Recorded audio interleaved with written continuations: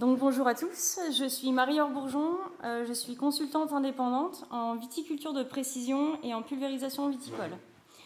Donc pour cette première présentation, je vous propose de faire un état des lieux relativement rapide des techniques qui aujourd'hui existent en viticulture de précision et notamment quelles sont les applications qui existent aujourd'hui et quelles sont les perspectives de développement auxquelles il faut s'attendre.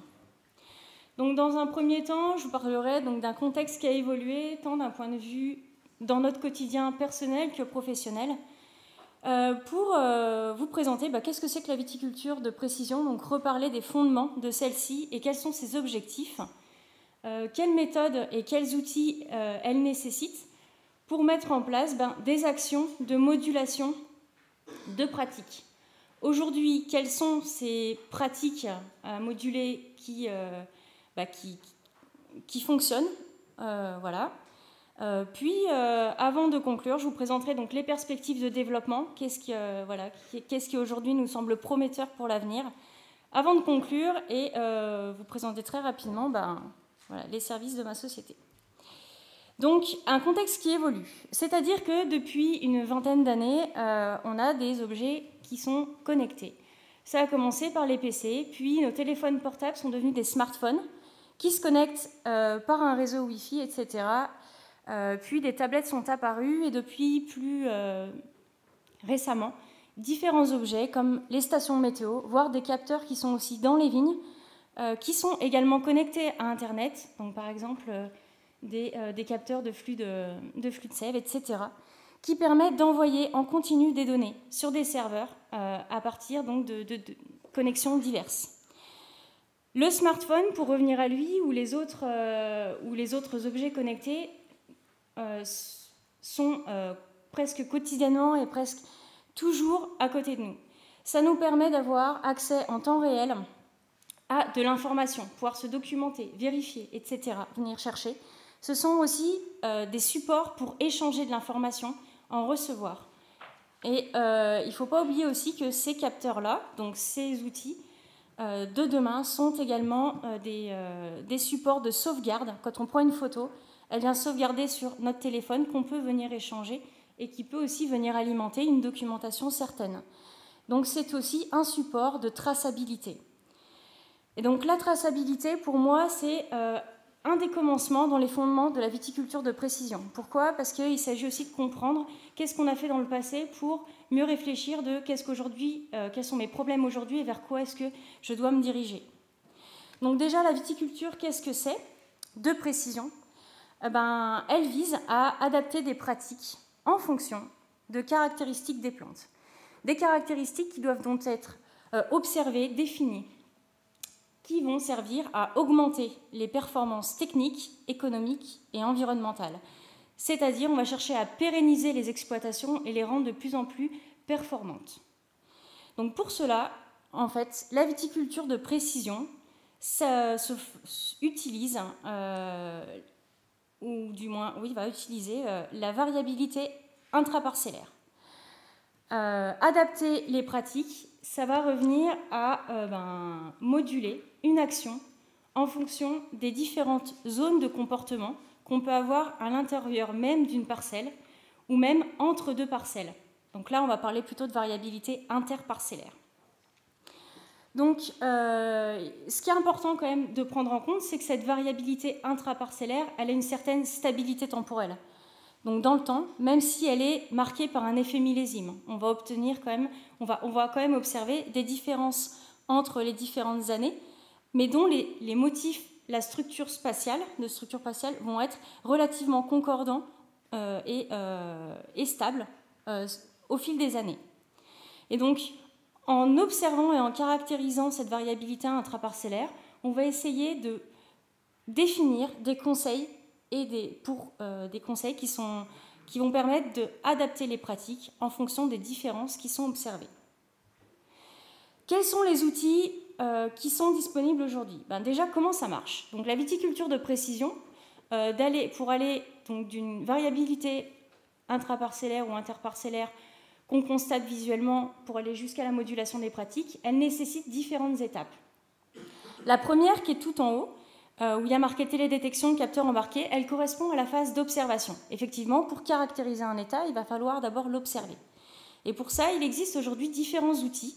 Donc, vous avez certainement entendu parler des solutions par drone, des solutions par satellite, qui utilisent des outils d'imagerie qui vont venir photographier les parcelles. Et à partir de ces données-là, on va passer sur la phase de traitement de données, qui consiste à utiliser l'information issue de ces capteurs à une information de représentation de cette variabilité, qui sont des cartographies. À partir de ces cartographies, on va aller sur la troisième phase, qui est l'interprétation des indices. En fait, c'est là où il va y avoir la définition du conseil, la préconisation. Là, c'est le rôle des techniciens dans les chambres, etc. Et donc, le rôle de ça, ça va être de mettre en adéquation les cartographies qu'on a avec le fonctionnement d'une exploitation, ses besoins et comment elle va pouvoir mettre en application de façon cohérente la modulation des pratiques.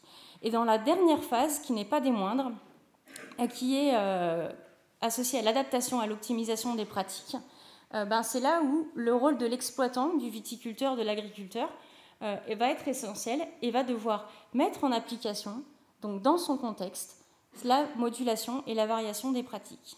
Donc aujourd'hui, quelles sont ces applications qui existent en viticulture? Quels outils et méthodes sont à disposition pour la profession et quelles sont les perspectives d'évolution? Alors voilà le schéma auquel je vais tenter de répondre en quelques minutes. Donc les méthodes d'observation, qu'est-ce qui existe aujourd'hui? Alors, vous n'êtes pas sans savoir que la vigne croît au fil d'une année. Elle est caractérisée par un cycle végétatif et un cycle reproducteur. Et en fonction de chaque phase, en hiver, on va parler du repos. Ensuite, plutôt dans la phase végétative, on va avoir la croissance végétative. Et au niveau du cycle reproducteur, on va aller sur des suivis de maturité pour optimiser la vendange. Et à chacune de ces étapes, le vigneron doit prendre des décisions pour optimiser la conduite de son vignoble. Aujourd'hui, donc, quand on prend une décision, on va chercher à caractériser un état. Donc, quand on est en phase de repos, on va chercher à caractériser les bois de taille qui sont associés à l'équilibre physiologique de la vigne. Quand on va être en croissance végétative, on va chercher à caractériser la notion de vigueur, la croissance, etc., ou la biomasse. Et quand on va être sur les suivis de maturité, on va chercher aussi à caractériser différents paramètres, comme la teneur en anthocyanes, les sucres. Et à chacun de ces caractères, il existe des techniques d'observation numérique automatisées qui vont permettre de caractériser de façon non destructive et rapide ces paramètres. Ces capteurs, eh bien, ils sont montés sur ce qu'on appelle des vecteurs pour permettre d'observer justement les cultures. Aujourd'hui, il existe différents vecteurs. Donc ça va du satellite jusqu'à l'homme, donc que ce soit un technicien, un vigneron. Et donc du coup, comme ces différents vecteurs ne se situent pas aux mêmes endroits, eh bien, ils vont avoir ce qu'on appelle des résolutions qui vont changer. Donc la résolution, on peut assimiler ça à la précision. Donc ça paraît logique qu'un homme qui va avoir les pieds sur Terre n'aura pas accès à la même information qu'un satellite qui est situé à plusieurs centaines, milliers de kilomètres de la surface de la Terre. Quelle que soit la performance du capteur, un satellite n'aura jamais la même précision qu'un capteur qui va pouvoir être porté par un homme. Ça évolue, mais les capteurs d'imagerie qui sont embarqués dans des satellites ont des précisions qui vont aller jusqu'à 25 cm. Donc, quand on va chercher à caractériser la vigne, ça va être il va bien falloir savoir qu'est-ce qu'on cherche à caractériser, alors que des capteurs qui vont être embarqués par des hommes, par exemple, vont avoir accès à une information qui va être beaucoup plus précise, qui va être de l'ordre inférieur à celle du centimètre, voire à l'échelle moléculaire. Et forcément, associé à ça, il va y avoir une notion de résolution temporelle, donc qui peut être associée à des facteurs économiques.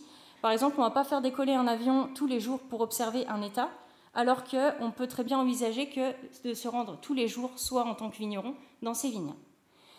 Et par rapport à ces différentes échelles de caractérisation, on va définir deux grandes méthodes d'observation, celle qui est la télédétection et celle qui est la proxydétection. Qu'est-ce que c'est? Alors la télédétection, ça veut dire la caractérisation éloignée. alors que la proxy détection, ça va être la caractérisation proche qui va, même dans certains cas, nécessiter un contact avec le végétal. Et ce qui va principalement différencier ces deux techniques, pour moi, c'est l'angle de vue qui est conféré à ces techniques. La télédétection, elle va privilégier un angle de vue aérien, tandis que la proxy détection va privilégier un angle de vue dans le plan de palissage de la ligne, où, on le sait bien, quand on est dans les lignes, c'est là où il y a plus d'informations qui peut être disponible pour mieux prendre des décisions dans la conduite de la ligne. Et donc, du coup, eh bien, il va falloir mettre en adéquation les caractéristiques des capteurs et des vecteurs par rapport aux objectifs ou aux solutions, aux problèmes, etc., qu'on a identifiés dans notre parcellaire pour avoir une caractérisation pertinente. Alors, qu'est-ce qu'une caractérisation pertinente, mais pour faire quoi? Aujourd'hui, les principales applications en viticulture de précision, elles vont être au niveau de la gestion de la vendange, mieux gérer la fertilisation. Il va y avoir une gestion de la contrainte hydrique qui peut être subie par la vigne, la gestion sanitaire. Donc, pour gérer ces principales applications, quelles sont les informations requises, quels sont les critères performants? Et quand on va avoir défini déjà ou répondu en partie à ces deux questions, on va pouvoir choisir une méthode, un protocole qui va être en adéquation, mis en adéquation avec donc, ce qu'on veut faire. Prenons l'exemple de la gestion de fertilisation. Aujourd'hui, voilà un état des lieux rapide des capteurs qui vous permet de caractériser une notion de vigueur, de biomasse dans la vigne. Donc ces différents capteurs, ils vont utiliser des principes physiques de fonctionnement qui vont être différents. Donc forcément, le résultat à la fin sera différent, même si l'application est différente à la fin. Chacun de ces capteurs va, dans un cas, soit utiliser les propriétés spectrales des plantes, et dans ce cas-là, le fonctionnement peut être un peu plus compliqué, et c'est notamment au niveau du traitement des données, ça va être un peu plus compliqué. Et certains capteurs vont utiliser la notion de présence ou d'absence, et vont chercher à caractériser comment est-ce qu'un végétal est présent, à quelle fréquence, etc. Donc là, ce sera l'exemple du physiocap qui sera ensuite plus précisément détaillé. À partir de ces différents capteurs, donc, on va pouvoir caractériser une parcelle. Donc ma parcelle prise en exemple est présentée en haut à gauche. Voilà, je décide de vouloir caractériser une notion de vigueur. La vigueur, elle peut être vendue au niveau des services sous forme de différents indices. On entend parler du NDVI, donc, ou NDVI, ça dépend si on l'a fait à l'English ou à la French, donc qui veut dire Normalized Difference Vegetation Index, un indice de végétation normalisé. On va aussi entendre parler de l'indice de biomasse ou de couverture. Donc généralement, c'est pour caractériser une notion de vert, de manière générale. Et pour ça, pour caractériser ma notion de vigueur, je vais avoir différents capteurs que je vous ai présentés juste avant. Ici, j'ai pris 3 exemples. Le premier, le physiocap. Le deuxième, une caméra qui va caractériser la vigne dans le plan de palissage. Et le troisième, une caméra qui a pris des images embarquées dans un drone pour caractériser également des notions de biomasse. Donc, pour chacune de ces techniques, on va prendre des mesures dans la vigne pour observer différents ceps à l'intérieur de celle-ci. Si on vient étudier l'image de la vigne qui est au milieu avec l'image issue du drone, on voit bien que déjà on n'a pas accès à la même information. Pourtant, à la fin, quand on va chercher à traiter les données, on va obtenir une carte qui aura plus ou moins la même ressemblance. Alors, pour obtenir une carte, il s'agit de traiter les données. Donc, voilà la parcelle qui était précédemment présentée, et voilà le nombre de points d'observation pour lequel on a associé une valeur d'indice. À partir de ces points, on va faire un traitement informatique qui va représenter comment les indices sont différents les uns par rapport aux autres. On va donc représenter la variabilité intraparcellaire à partir des caractéristiques qu'on a observées sur les plantes. À partir de cette première cartographie, donc en utilisant des outils de géostatistique comme le crigeage ou l'inverse distance, pour ceux à qui ça parle, on va ensuite remoduler ces cartes pour se diriger vers une carte de zonage qui va servir qui va être la base pour définir la préconisation ou une base pour définir du conseil qui va être donné au viticulteur ou à l'agriculteur de manière beaucoup plus générale. À partir de cette cartographie de zonage, eh bien, on va faire appel à un technicien qui va nous permettre d'adapter les pratiques, la cartographie en fonction des pratiques qui peuvent être mises en place à l'échelle d'une exploitation pour donc proposer de la modulation des pratiques en viticulture. Donc là, moi, je vous propose de faire un état des lieux très rapide sur les systèmes de modulation qui sont automatisés et fonctionnels en vigne. Donc, la modulation des pratiques, elle se fait soit en temps réel, soit en temps différé. C'est-à-dire que soit on a un capteur qui est monté sur un tracteur ou une machine, qui va, en temps réel, regarder un paramètre sur la vigne ou le raisin et faire une action juste derrière, par exemple, une action de modulation. Ou alors, quand on va être en temps réel, en temps différé, on va utiliser une cartographie et en fonction du positionnement, du géoréférencement, l'action sera donc faite, sera modulée en fonction de l'information qui est présentée sur le terminal, donc la console qui est dans le tracteur, avec l'outil qui est embarqué derrière le tracteur. Au niveau des applications qu'on a, on a possibilité de faire de la gestion de vendange avec de la sélection qualitative, pouvoir gérer la modulation en modifiant les quantités d'amendements de fertilisants sur la parcelle, ou aussi faire de la modulation pour la gestion sanitaire, de la modulation de dose, on va dire ce qui fonctionne le mieux aujourd'hui, c'est la modulation du volume hectare. Au niveau de la modulation des vendanges, donc, on a les deux possibilités, donc soit du temps réel, soit du différé qui existent. Au niveau du temps réel, on a des machines à vendanger qui embarquent des capteurs qui vont regarder les caractéristiques organoleptiques des grappes et qui vont diriger dans la benne 1 ou dans la benne 2 la récolte pour faire du vin de qualité supérieure ou du vin de qualité du deuxième vin. Et au niveau des cartographies, donc de la modulation en différé, on va utiliser des cartographies qui sont intégrées dans la console d'un tracteur et qui vont permettre, en fonction du positionnement du tracteur dans la parcelle, de faire l'action la même action, diriger la récolte dans la benne 1 ou dans la benne 2 pour faire le vin de première ou de deuxième qualité. Au niveau de la gestion de la fertilisation, aujourd'hui, il y a une association de différents constructeurs qui permettent aussi de faire de la modulation d'amendements solides en temps réel. Aujourd'hui, il y a des perspectives aussi de modulation de fertilisants par la fertilisation liquide qui sont envisagées dans certains domaines. Et au niveau de la pulvérisation, donc il existe aussi de la modulation en temps réel pour mieux gérer l'utilisation des produits phyto. Donc dans le premier exemple, c'est mieux gérer le désherbage avec des capteurs qui vont détecter la présence ou non d'une mauvaise herbe et déclencher ou non la pulvérisation localisée à un endroit, donc pour ce qui est du désherbage. Et par rapport à la protection par pulvérisation foliaire, on va avoir un capteur qui s'appelle le Green Seeker qui va caractériser une notion de vigueur de la vigne et qui va moduler en temps réel le volume hectare au niveau du pulvé. La question qu'il faut se poser, c'est comment est-ce qu'on gère le volume hectare? Comment est-ce qu'on arrive à le prédire quand on a un capteur qui est embarqué qui va caractériser la vigueur en temps réel? Donc la deuxième approche, ça va être celle du différé avec une cartographie de la vigueur et qui va permettre, à partir de différents terminaux, de moduler de la même manière le volume hectare. Donc là, les consoles, elles sont encore en voie de développement, mais faut y croire, on va y arriver.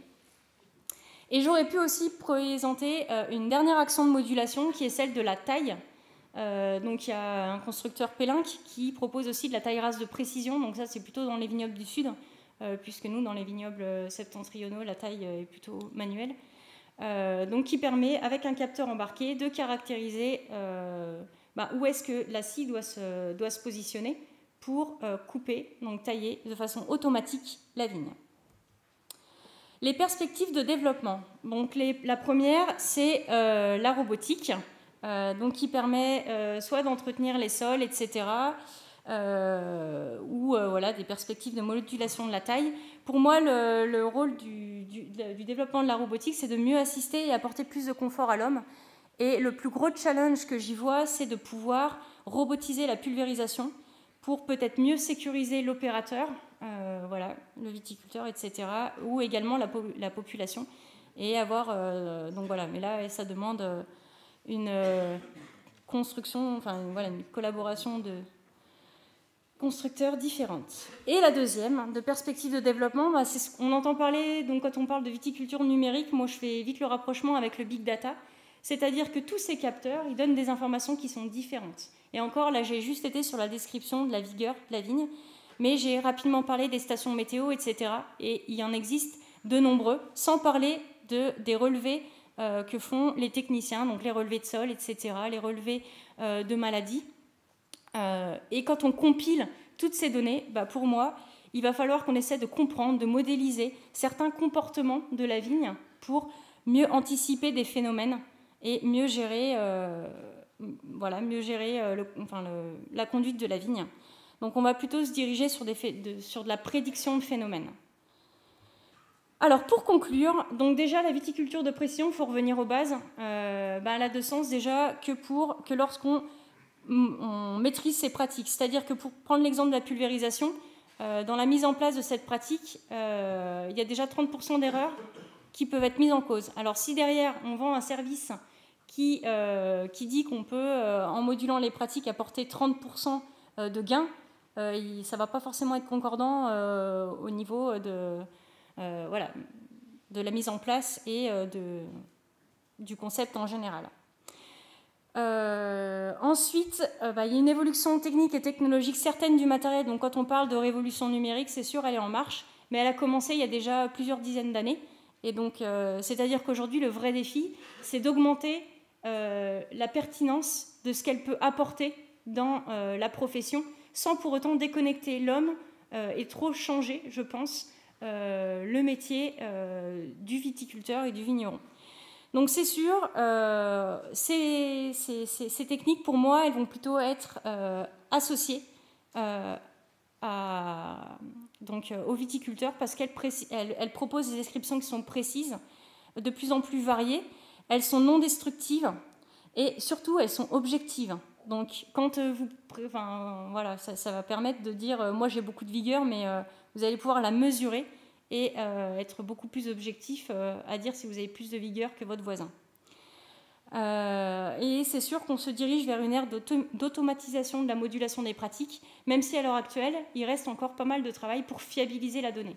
Vous avez pu constater dans cette présentation qu'il y avait différentes chaînes et que du coup, toute cette chaîne d'observation jusqu'à la modulation des pratiques, elle nécessite l'implication de différents acteurs qui vont venir fiabiliser l'information pour que cette information elle soit pertinente. Et ça, c'est important de le comprendre quand on a l'image de la chaîne. Il faut savoir que si on a un maillon défaillant, il faut quand même se poser la question, qu'est-ce qu'il va y avoir d'un point de vue pertinence, quelle sera la pertinence du résultat.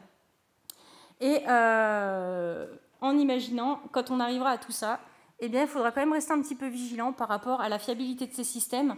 Donc là, j'ai repris une phrase de Gilbert Grenier, qui est enseignant-chercheur à Bordeaux Sciences Agro.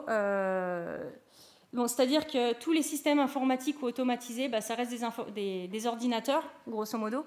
On a tous des ordinateurs qui bug, et de temps en temps, il faut les rebooter. Donc ça veut dire qu'il va falloir aussi leur faire confiance, mais rester relativement vigilant par rapport à ces systèmes-là. Donc l'homme ne disparaîtra pas. Voilà, et très rapidement, les actions de ma société, c'est d'agir au niveau de ces 4 principales phases et d'apporter du conseil, de la formation pour préparer les différents acteurs à cette révolution numérique. Je vous remercie.